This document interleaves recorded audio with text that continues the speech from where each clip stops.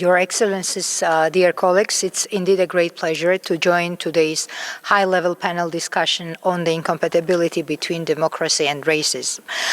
15 years ago, in the Helsinki Finalec, when the OSCE participating states reaffirmed the universal significance of respect for human rights and fundamental freedoms for all, without distinction as to race, sex, language, or religious, they have agreed that lasting security cannot be achieved without functioning democratic institutions and respect for human rights. And the participating states have therefore committed to address all forms of the racism, xenophobia, and intolerance, as well as to guarantee the effective participation in public affairs of persons belonging to the national minorities and underrepresented groups.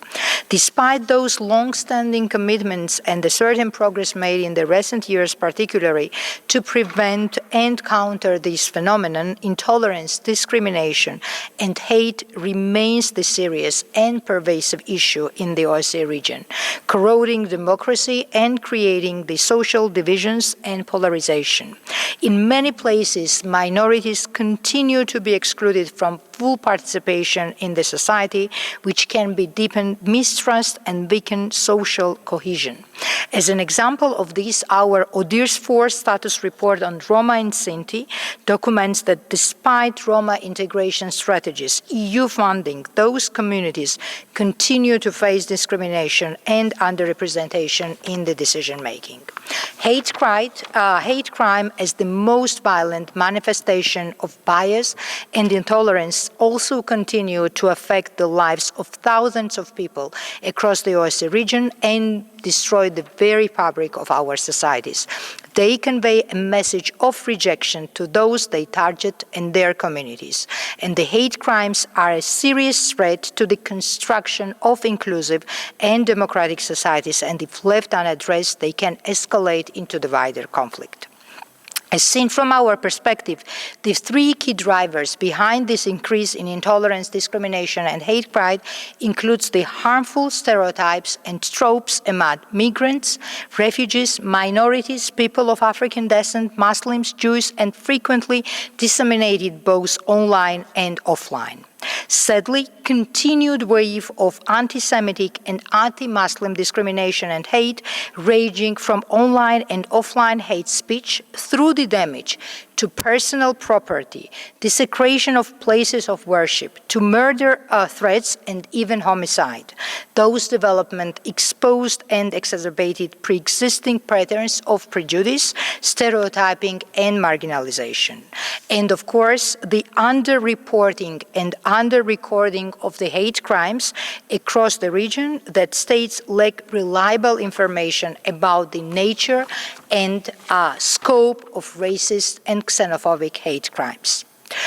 However, irrespective of those challenges, of course, there are certain tools and practices that we have enjoyed and used effectively when we are talking and considering cooperation and coordination with the participating states.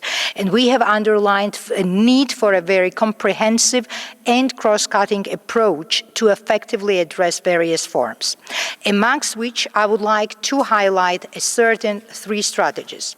First and most, engagement and empowering with the civil society and the facilitating dialogue and cooperation between targeted communities and the authorities, which helps building coalitions across the groups, communities that might otherwise remain isolated or disconnected.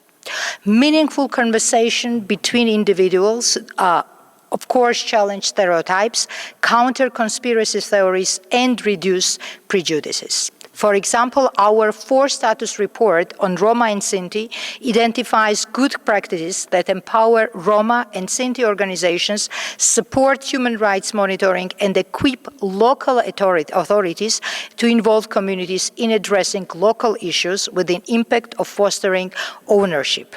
We have also developed another guidance on coalition buildings and has facilitating dialogue for youth from different national and ethnic minorities, cultures and religious and beliefs to foster equal, inclusive and cohesive societies. Another important tool, of course, is increasing the participation of the underrepresented groups in the policy-making processes, which is essential to more inclusive and tolerant societies. For example, when we are talking about our electoral processes, we closely cooperate and communicate with the civil society organizations and also underrepresented groups in order to look into the policy-making processes and legal development processes. Over developments, we are guided by the very clear approach. We talk and listen to minorities themselves, and we also developed a dedicated methodological tool, such as Handbook on Observing and Promoting the Participation of National Minorities in Electoral Processes, and we are about to launch the guidelines for assessing and promoting the electoral participation of Roma and Sinti stakeholders. And last but not least, of course, strengthen mechanisms and systems to address the hate crimes, amongst which I would like to highlight our annual hate crime report, which represents the largest data set of its kind on hate crimes and serves as valuable resource for policymakers, law enforcement agencies, civil society organizations, and other stakeholders.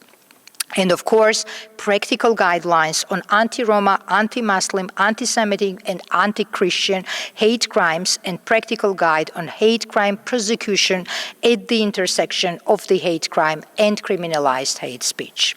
In a conclusion, allow me to stress that only with the whole of society approach, we will be able to reach the common improvements, as well as there is a need of a more inclusive, mainstream, and integrated approaches on the legal, policy, and institutional levels. Thank you very much for your attention.